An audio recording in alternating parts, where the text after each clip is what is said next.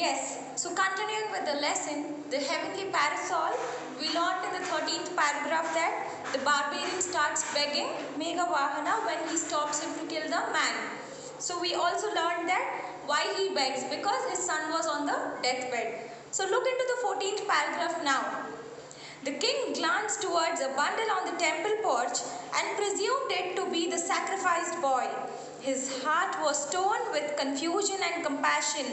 Now, when the king sees that the man is being killed, he imagines on one side of the temple, he imagines that the man is being killed. And imagining this, his heart is broken completely. So he wants to stop this. So what he does is, look into the 15th paragraph. This man whom you desire to protect, continued the barbarian, was wandering about alone and friendless in the forest. Is he of more value to you than this child with whom many persons are connected? Look, now what the barbarian asked the king was, this man was roaming alone in the forest and he has nobody. He is alone. Is he more important or is my son more important? There are many people who are connected to my son, but this man has nobody. So when this question was raised by the barbarian, look at what the king's reply. The victim sat crying on the ground, a look of terror on his face. Tears fell from the barbarian's eyes. Sir, tell me, what do I do? He cried. I cannot see my son suffer this way. The king spoke firmly. Do not be distressed. I will save your son as well as this victim. I offer my body in sacrifice to Chandika Durga. Kill me, oh barbarian. May these two persons live. And now, look how kind-hearted the king is. What he's telling, you don't worry, I'll save your son as well as this victim. Who is the victim? The person who is going to be sacrificed is called as a victim. So the king is telling, I'll save both of them's life, but what you have to do is, you should kill me. See what barbarian tells now. The barbarian, struggling between incredulity and fear, took a step backwards. Sir, you are the king. Your life should be protected at all times. Do not pity this victim. Let him die.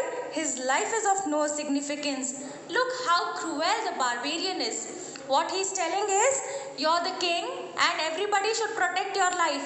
What about this man? He has nobody and his life also has no value.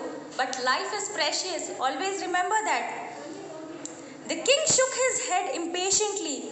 If I can use my body to stop a killing, why should I not? Do not speak another word. Kill me. Now the king is ordering very strictly. If my body can stop killing of human beings, then why should I stop myself?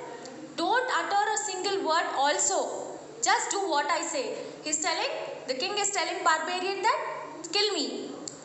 The barbarian hung his head and made no move to take his sword. What he did was, barbarian was filled with nervous. What he did was, he couldn't even take his sword out. If you cannot bring yourself to strike at me, I will use my own sword for the purpose. So saying, the king drew out his sword. See what the king is doing? He ordered him. He didn't listen, so what he's telling him, if you can't kill me, I'll take my sword and I'll kill myself. That is, I'll strike my sword at the neck.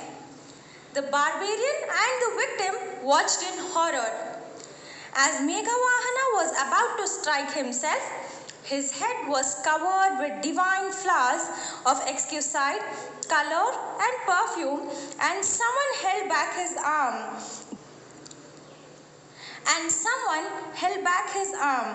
The king whirled around in surprise and beheld a person of heavenly appearance. Then he realized that the barbarian, the victim, and the ailing boy had vanished.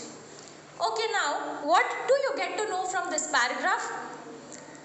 That the king orders the barbarian, then he also tells, if you can't kill, I'll take my own sword, I'll strike my neck. But when he takes out his sword, when he'll take his sword near the neck, he finds that the sword is replaced with something very decorative, shining, and also very colorful.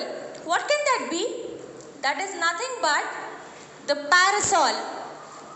And he could see that somebody, a heavenly person in the sense a person who is very beautiful in appearance, had come to him and had taken away the sword. And also when he turned to the other side, he could find that the victim, the barbarian, and the son who is suffering from the disease had vanished, in the sense had disappeared. So look into the next paragraph. A divine being addressed the bewildered king. I am Varuna, the lord of the seas. I have come to reclaim my parasol that was carried away from my town by the powerful Bhauma, the father of your father-in-law. It has powers to quell calamities in my land. I created this illusion to test your nobility of mind. You are truly compassionate and noble. And now, when the king is surprised, the Lord Varuna starts speaking. He tells that, you know who am I? Yes, I am Lord Varuna. And he tells that I have come here to take away the parasol. And why did he come to take away the parasol is, this parasol was taken away by powerful Bhauma. And who is Bhauma? The father of your father-in-law, in the sense, the grandfather of Amrita Prabha. And he also tells that this was all a test for you to just know how noble you are and how compassionate you are with people. So this was the test given to you to see how you would react to the situation and how your nobility would be towards people. Understood? Okay.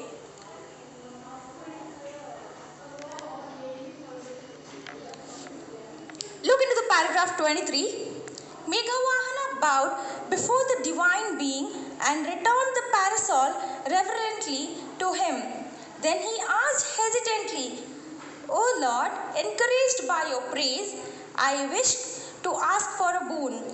I need help to cross the waters so that I may conquer the islands. Okay, now his nobility test was over, and now what he does is Meghavahana asks for a wish. And what is that wish? Yes, there is an ocean between Sri Lanka and India, that is Indian Ocean. They have to cross that ocean, and crossing oceans is not an easy job. So what he tells is, God, I want you to help me cross this ocean because I want to go to Sri Lanka, and I want to impose a rule there also that human beings should not be killed. So see what Lord Varuna says. Varuna smiled. So be it. When you desire to cross the ocean, I will pull away the water. Then he disappeared with the parasol. So Varuna says that your wish will be fulfilled. Whenever you want to cross this ocean, I will pull away the water, in the sense I will make a way for you in the water. So look into the next paragraph. The following day, Meghavahana assembled his troops on the shore. The water swelled and crashed on the sand, and the soldiers trembled at its might. Meghavahana rowed forward and plunged into the foaming ocean. All at once, the waters parted, and the king, smiling at his troops, astonishment beckoned them to follow him. In this wondrous manner, Meghavahana